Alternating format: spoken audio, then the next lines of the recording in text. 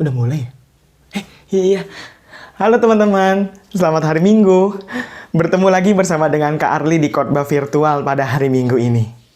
Teman-teman apa kabar? Baik-baik aja kan? Atau teman-teman udah mulai nggak baik-baik aja?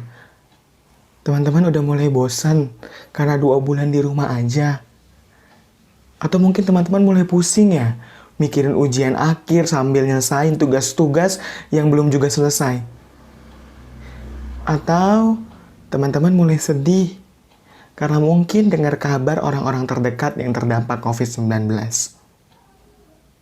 Kakak tahu sebagian dari teman-teman sulit untuk mengungkapkannya. Dan sebagian teman-teman itu mencoba kadang untuk mengekspresikannya lewat tangisan, lewat menangis. Karena teman-teman gak bisa lagi bilang apa terkait dengan situasi seperti ini. Tapi kadang bener gak sih kalau tangisan kita, kesedihan kita terhalang karena kata-kata seperti ini? Atau seperti ini? Atau buat teman-teman laki-laki kadang enggak nih buat nangis karena ada kata-kata seperti ini. Ayahku selalu berkata padaku, laki-laki tak boleh nangis, harus selalu kuat, harus selalu tangguh, harus bisa jadi tahan banting. Nah tapi ngomong-ngomong soal menangis, bener nggak sih menangis itu menunjukkan sebuah kelemahan? Atau bener nggak sih menangis itu adalah tindakan gak beriman? Karena katanya kalau anak Tuhan harus bersyukur, harus selalu gembira, harus selalu bersuka cita. Apa sih kata firman Tuhan tentang itu? Untuk itu kita mau lihat yuk kesaksian Alkitab. Teman-teman pasti di dekat teman-teman ada Alkitab kan? Teman-teman boleh ambil Alkitabnya. Sebelum kita mau baca dan renungkan, melihat apakah tangisan kita adalah sebuah tindakan iman atau bukan, kita satu di dalam doa. Kita berdoa. Ya Tuhan yang ada dalam setiap suka dan duka kami, tolonglah kami teruna-terunamu untuk memahami situasi ini di dalam pertolonganmu dan di dalam pimpinan rohmu yang kudus, supaya akhirnya kami ditolong untuk menemukan apa yang menjadi kehendakmu bagi kami. Dalam Kristus sahabat yang sejati, kami berdoa. Amin. Kitab Yoel pasalnya yang pertama, ayatnya yang ke-8 sampai ke-9 menyaksikan demikian bagi kita. Merataplah seperti anak dara yang berlilitkan kain kabung karena mempelai kekasih masa mudanya. Korban sajian dan korban curahan sudah lenyap dari rumah Tuhan dan berkabunglah para imam, yakni pelayan-pelayan Tuhan. Nah, teman-teman, bangsa Israel ternyata juga pernah menghadapi situasi sulit seperti yang kita alami saat ini. Mereka saat itu sedang diperhadapkan dengan wabah belalang yang melanda negeri mereka. Di tengah-tengah situasi seperti itu, Nabi Yoel menyerukan sebuah peringatan kepada mereka, yaitu merataplah, berkabunglah. Itu berarti Nabi Yoel bukan melihat sebuah tindakan menangis dan meratap sebagai sebuah tindakan yang berlawanan dengan iman. Tindakan menangis dan meratap justru adalah sebuah tindakan iman. Karena kita menyadari keterbatasan kita, kelemahan kita sebagai ciptaan di hadapan Sang Pencipta. Dengan menangis dan meratap, kita mengingat bahwa kita bukan siapa-siapa dan apa-apa di hadapan Tuhan yang berdaulat atas hidup kita. Untuk itu bagi teman-teman yang saat ini tertahan karena malu untuk menangis dan meratap, menangislah, merataplah.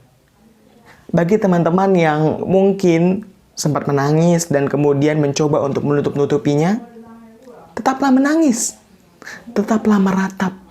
Tidak ada yang salah dengan itu. Bukankah dalam tangis dan ratap, teman-teman terbuka dengan sebuah kesempatan untuk dipulihkan? Bukankah dengan menangis dan meratap, teman-teman kadang lega karena melepas beban yang begitu menekan teman-teman selama ini? Atau bukankah dengan menangis dan meratap, seringkali teman-teman menemukan perspektif atau cara pandang baru dalam melihat situasi yang terjadi? Menangis dan meratap adalah sebuah tindakan yang salah ketika itu akhirnya membuat kita tidak mau lakukan apa-apa, tidak mau untuk bangkit kembali, dan akhirnya terpuruk dengan situasi yang ada. Tapi menangis dan meratap adalah sebuah tindakan yang tepat di masa-masa sulit ini ketika akhirnya di tengah-tengah tangisan dan ratapan kita menemukan bahwa ada hal yang masih bisa disyukuri, bahwa ada hal yang masih bisa dikerjakan sekalipun dengan tangisan dan juga ratapan. Untuk itu teman-teman, menangislah, merataplah. Karena Yesus sahabat sejati kita yang sekarang naik ke sorga dan duduk di sebelah kanan Allah Bapa, sesungguhnya membawa tangisan, penderitaan, kesulitan yang kita alami kepada Allah untuk dipulihkan. Tapi ingat, tangisan dan ratapan bukanlah alasan untuk tidak melakukan apa-apa. Tangisan dan ratapan bukanlah alasan untuk akhirnya terpuruk dan tidak mau bangkit lagi. Tangisan dan ratapan justru adalah sebuah kesempatan untuk melihat masa depan yang Tuhan janjikan. Tangisan dan ratapan justru adalah sebuah tindakan untuk melihat bahwa ada Allah yang bersama-sama dengan kita. Tangisan dan ratapan justru adalah kesempatan untuk melihat bahwa masih ada loh hal-hal yang bisa teman-teman syukuri di tengah-tengah kesulitan, di tengah-tengah situasi yang sedang teman-teman hadapi saat ini.